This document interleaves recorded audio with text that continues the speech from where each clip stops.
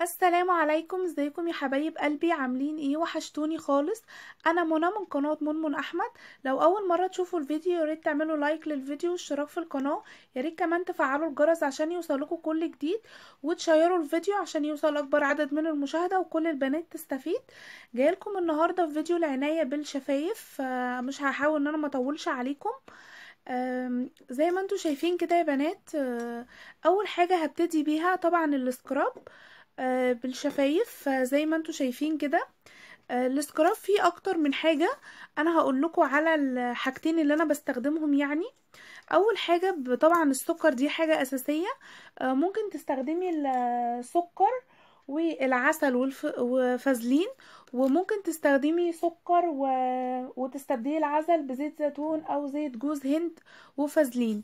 تمام، انا كنت عاملة هنا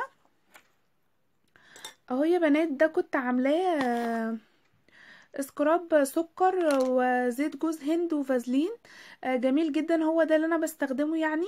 بس انا هعمل معاكم دلوقتي السكراب اللي هو سكر وفازلين وعسل. سهل جدا. دي معلقة سكر اهي انا مجهزاها.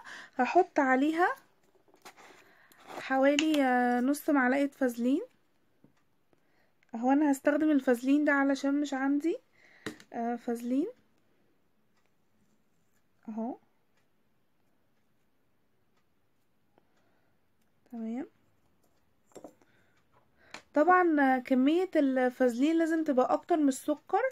احنا لو انتي عايزة تعملي يعني مرة في مرة، ممكن تستخدمي تعملي كميات قليلة قوي، يعني معلقة او نص معلقة سكر كمان و... وربع معلقة عسل او نص معلقة عسل. لو انتي عايزة تستخدمي يعني تعملي كمية كبيرة وتخزنيها كده في برطمان صغنون زي ما انا عاملة، مفيش مشكلة، هتكبري الكمية. وهنحط ربع معلقة عسل. اي نوع عسل يا بنات، مفيش مشكلة. هنحط حاجة بسيطة خالص اهو. ده كتير اهو يا بنات. اهو يا بنات انا قلبته كده بقى سكراب اهو. هو تمام. هتاخدي شوية وهتقومي عاملة بيهم تقشير بفرشة السنان على شفايفك كده. بسيط يعني كل اسبوع، او ممكن تستخدميه كمان مرتين في الاسبوع. هيبقى حلو جدا يا بنات بجد. السكراب ده مفيد جدا. العسل حلو، هيرطب لك الشفايف، والفوزلين كمان. والسكر هيعمل تقشير. وزي ما قلت لك انت ممكن تستخدمي عسل وفوزلين وسكر، وممكن تستخدمي زيت جوز الهند وفوزلين وسكر، يعني المتاح بالنسبة لك. ممكن كمان تستخدمي الفرشة بتاعة المسكرة دي للتقشير. اي فرشة يعني مفيش مشكلة. اي حاجة. في ناس في بنات يعني بتقولي ان الفرشة دي ساعات بتبقى جافة شوية على الشفايف. ممكن تستخدمي الفرشة دي، مهم يعني ان هي تعمل عملية التقشير. طيب عايزة اقولك على حاجة كمان. قبل ما تستخدمي السكراب، قبل ما تعملي تقشير لشفايفك، عايزاكي ترطبي شفايفك. يعني ممكن مثلا ايه، تبليها. ممكن تحط لها يعني زبدة كاكاو خفيفة يعني.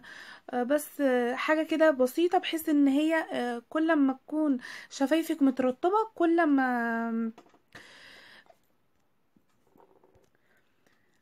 ما هيساعدك على التقشير اكتر. دي بالنسبة لمرحلة التقشير. بعد كده هخش لمرحلة الترطيب. خلاص انتي قشرتيها، والتقشير ده طبعا زي ما قلتلك بيبقى يا مرة يا مرتين في الاسبوع بالكتير قوي. نخش على مرحلة الترطيب. زي ما انتوا شايفين كده، دي زبدة الكاكاو اللي انا بستخدمها.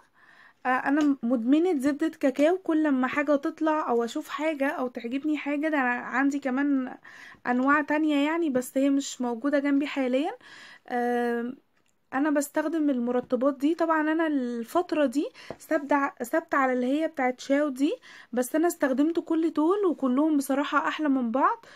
طبعا لونا آه، كلنا عارفينها يعني. لا يعني ما فيش بيت او بنت ما استخدمتهاش اكيد. حلوة جدا لونة، بس الاول كنت حاساها احلى بصراحة. حسيت ان هي بعد ما الحاجة غليت وهي سعرها زي ما هي، حسيت بصراحة ان جودتها ما بقتش حلوة يعني. بس هي كويسة يعني، على حسب سعرها كويسة. بس اللي سعرها برضو نفس سعر لونة وجودتها احلى بكتير، هي زبدة الكاكاو من تشاو دي. تحفة يا بنات، تحفة تحفة تحفة بجد. هي دي اللي انا بستخدمها، وانا حاطة منها دلوقتي وانا بكلمكم. انا وريتها لكم قبل كده، بصوا لونها عامل ازاي اهو. بصوا بتدي اللون ده. ودي البيضة بتاعتها. ترطيبها حلوة قوي يا بنات. هي طبعا شفافة مش هتبان. ترطيبها حلوة قوي بجد. آه عجباني، وكانت سعرها عامل 5 جنيه، او ممكن تلاقوها ب7 يعني، بس انا كنت جايباها ب5. تمام. بجد حلوة قوي على سعرها ب5 جنيه، وترطيبها وبيدي اللون ده. لا بصراحة حلوة. طبعا اماندا بنات كتير عارفاها، هي حلوة برضو، بتدي لون للشفايف. انا بصراحة نفسي اجيب منها تاني يعني، بس انا مش لاقية اهي. برضو ترطيبها عالي قوي. آه كمان لابيلو حلوة قوي، اكيد في ناس كتير عارفاها. هي بس عيبها دلوقتي ان هي بقت غالية جدا يعني. هما دول بصراحة عندي بقالهم فترة.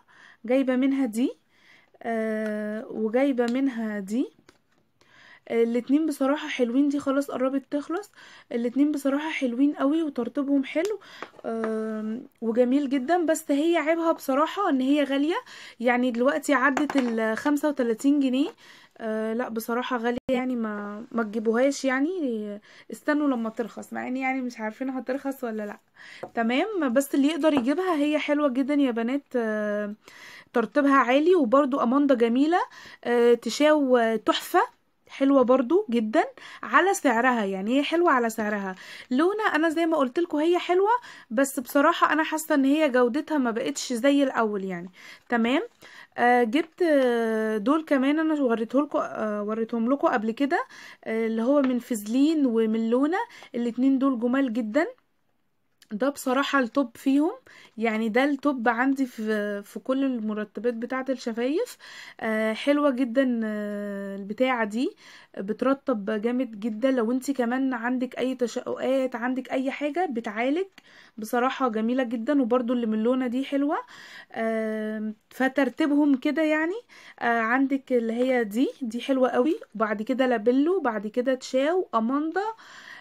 طبعا لونة دي، وبعد كده دي. واللونة دي حلوة برضو يعني، ممكن احطها من الاوائل.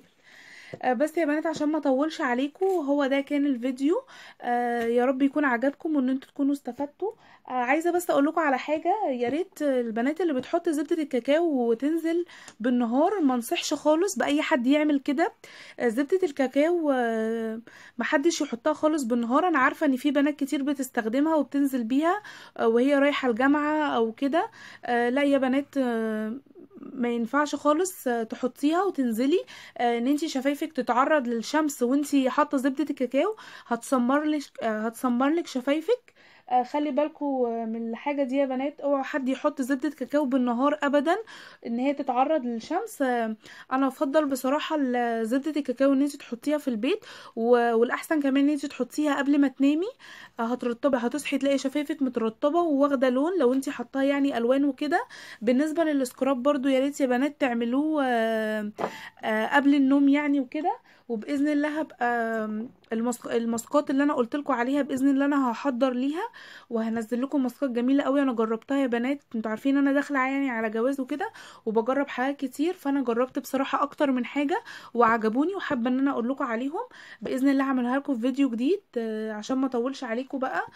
يلا هتوحشوني يا بنات من هنا الفيديو اللي جاي. مع السلامه.